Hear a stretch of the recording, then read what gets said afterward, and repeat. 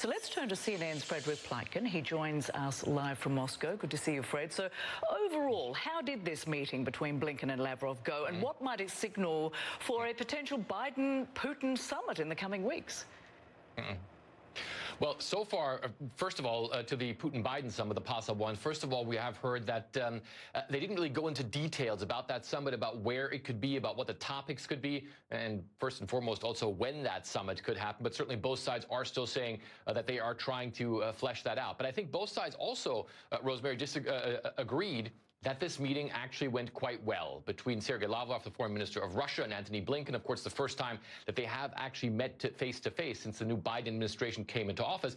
And both sides made very clear that there are deep disagreements. The Secretary of State saying that U.S. will respond in areas where the Russians act aggressively. The Russians, for their part, saying they believe that the U.S. and Russia disagree on many issues in geopolitics. Both sides saying that there would be a response if the other side did something that was against the national interest or the interests of either the U.S. or Russia. So that aside, then, both sides did say that they wanted things to improve. And judging by what the Russians said later, what the Russians said in a readout later, they said that, for instance, Afghanistan, the situation there was raised, Korea was raised, Iran was raised. Those are all issues where the U.S. and Russia believe that maybe they can work together and make things, as Antony Blinken said there, more predictable. Now, of course, the main reason why both men are actually in Reykjavik in Iceland is because today there is the ministerial meeting of the Arctic Council.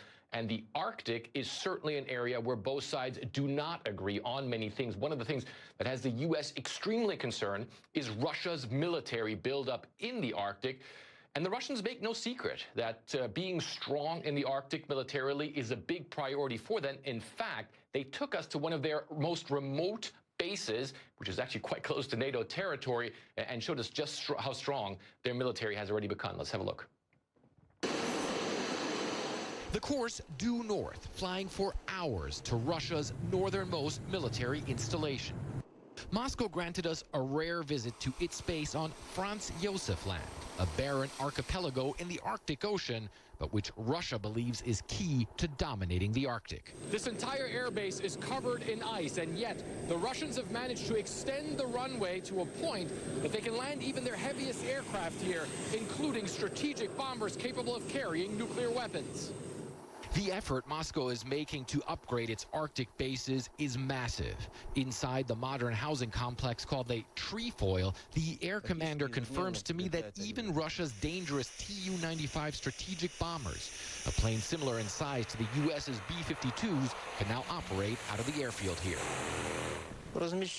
Of course they can, he says. Have a look. We can land all types of aircraft on this base.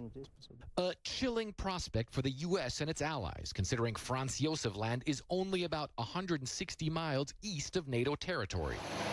That's well within range of these powerful coastal defense rockets the Russians also showed us.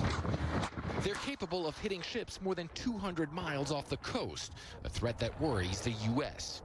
We have concerns about some of the increased military activities in the Arctic. That increases the dangers or prospects of accidents, miscalculations. The main reason why this standoff between the U.S. and Russia is heating up in the Arctic is climate change. As polar ice melts, the region is becoming more accessible, and Russia is moving fast to stake its claims. Much of that effort is led from here, the headquarters of the Northern Fleet in the closed military town of Severomorsk, which we also got access to. Russia has been upgrading its fleet up here for years. Its flagship is the Peter the Great nuclear battle cruiser, outfitted with an array of weapons to hit targets on sea and land and fight off planes and submarines. Russia has a clear strategy up here in the Arctic and essentially revolves around three different things. On the one hand, a very strong military, then dominating the northern sea route and also tapping and exploiting natural resources. And Russia is warning the U.S. and its allies not to mess with that plan. It has been absolutely clear for everyone for a long time that this is our territory, this is our land, and we are responsible for our Arctic coast to be safe. Everything that our country does there is absolutely legitimate.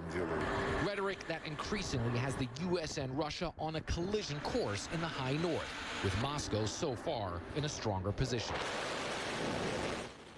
And one of the reasons for that, Rosemary, is that the Russians have made the Arctic a priority for really the past couple of years now. They have a strategic unified military command up for the northern regions, and they say that they've constructed in the past couple of years around 500 military sites in that region. So all of that a big concern for the United States. And yet another sign, Rosemary, and this is something that we've been talking about on your show so much as well, how global warming is increasingly leading to conflicts around the world. Rosemary. Yeah, absolutely. Thanks for shining a spotlight on that. Fred Pleiken joining us live from Moscow. Many thanks.